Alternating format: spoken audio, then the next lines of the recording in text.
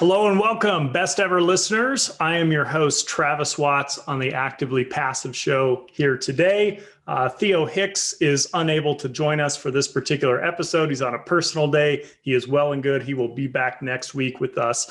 But today, since it's only me, I promise I will do a fun, entertaining, straight and to the point, shorter episode than what we usually do. So hopefully there's a lot of value in this for you. And today's topic comes from a question that I have been asked for years and years and years by prospective investors, by friends, family, colleagues, you name it. I used to ask the same question myself for many years. The question is, how much do I need to have invested to achieve my outcome of X, Y, and Z? Whether that's your retirement goal, whether that's your early retirement goal, whether it's just a goal for whatever it is, right? Everybody's going to be different.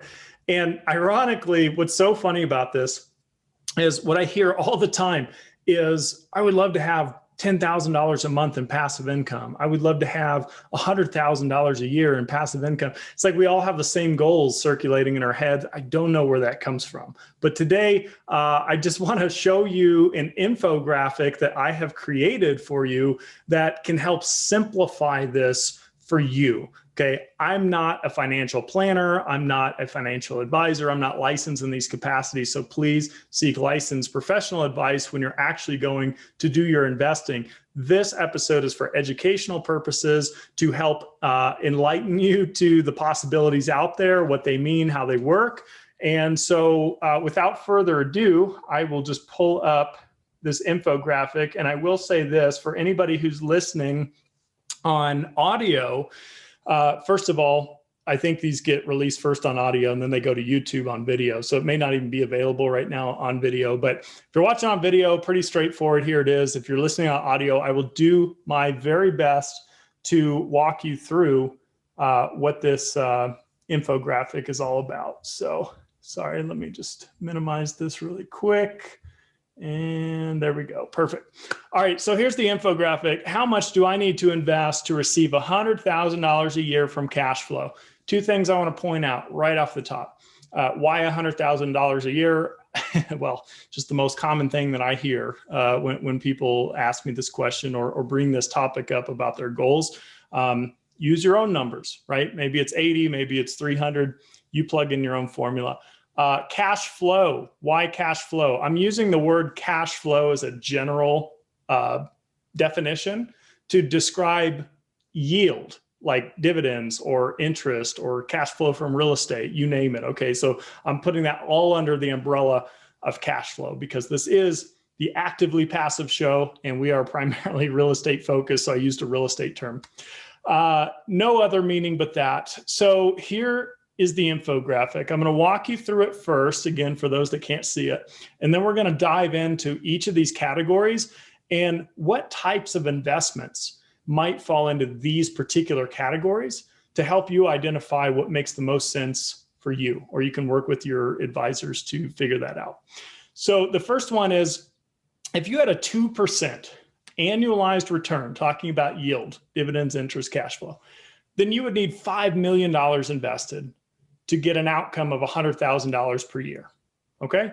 Now, obviously that's going to be a conservative approach. We'll get into it in a minute of what would fall into that category. But just so you know, I'm using a scale from 2 to 10% because it's kind of where most people are going to land. Yes, it's possible to get less than 2% as it is more than 10%.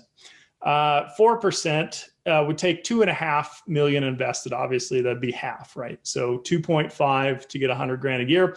6% would be 1.675, so almost 1.75 of a million invested. 8% would be 1.25 million, just over, and 10% a year as a return would mean 1 million invested with that type of return to get $100,000 per year. So Let's dive into each category and I'll share with you some things that come to mind. I'm not going to name any specific investments or stock names or, real estate operators. I'm just going to give you categories. Okay.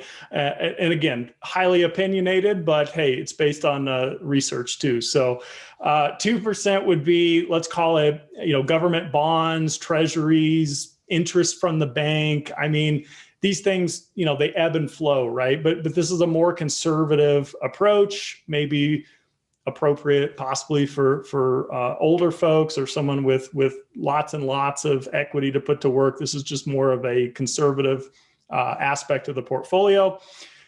In the 4% range, you bump up to annuities, which is a very common retirement product that a lot of people buy into. Life insurance policies are very closely tied to that, whether we're talking whole life or things like that, where they have I don't know if they use the word guaranteed, but they kind of have a baseline return of sorts. It's usually around 4%. Last time I looked into them, which wasn't that long ago. And CDs, possibly, you'd have to find a very high yield CD. It may be a longer term CD, just depends on the bank and the interest rate environment. 6%, we bump up into some types of real estate, possibly. It could be high end luxury real estate. It might be a conservative year one underwriting approach, due to COVID or trying to turn around a property. So maybe you have a little bit lower yield in the beginning. Could be corporate bonds, public companies, even private companies raising capital, that kind of stuff. Dividend stocks, blue chip dividend stocks sometimes are in this range. Again, I'm not going to name specifics, but if you go look up some blue chip dividend players online, you'll find what I'm talking about. 8% is really, this is what comes to mind when I hear 8%. First and foremost, real estate. I don't care if we're talking about single family, multifamily, whatever. In 2015, those that know my story, I switched from investing in single family homes into passively investing in multifamily syndications. And for me at that time, I made what I called the 8% rule, which is just a personal thing. But I thought, conservatively speaking, I could clip an 8% annualized cash flow coupon from these types of deals. Some are going to do better. Some may do worse. So I'm going to kind of take the average of 8 and live off the income, which we'll get to in a few minutes. But so that's the first thing, is real estate in any form. REITs, real estate investment trusts, are usually publicly traded. They could be private, but they're just basically a real estate investment fund that has to distribute, I don't know if it's 90% or 90% plus of their earnings to investors. So it's usually a higher yield compared to like the blue chip companies I mentioned in the 6% category. Notes, diversified pools of notes. I'm in a couple funds like that. Tax liens might fit into this category. Again, they could be higher or lower depending on the state and the rules and the outcome.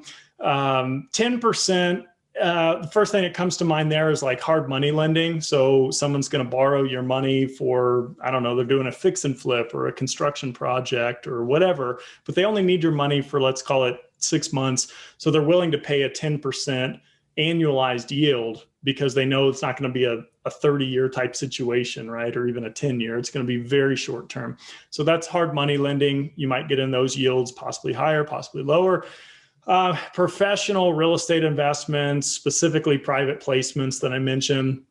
A lot of these could be in the 10% cash flow yield range. Again, it just depends on the deal, the operator. When you're listening to this episode, there's so many factors, but trying to give you some general categories to think about. So it gets a little more professional, starting at 10%, talking about specifically yield, and then going higher above and beyond that. So yeah, that's 2 through 10%.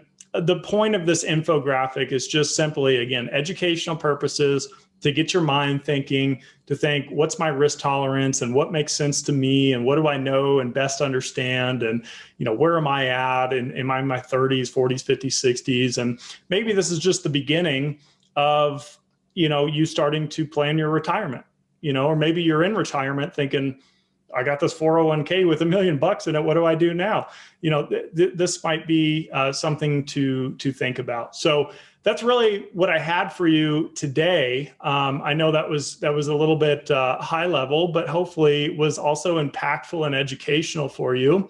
Again, we'll have Theo Hicks back next week, my co-host. But for now, I appreciate you guys tuning in. Thank you so much. Have a best ever day. Thank you, guys. We'll see you next time.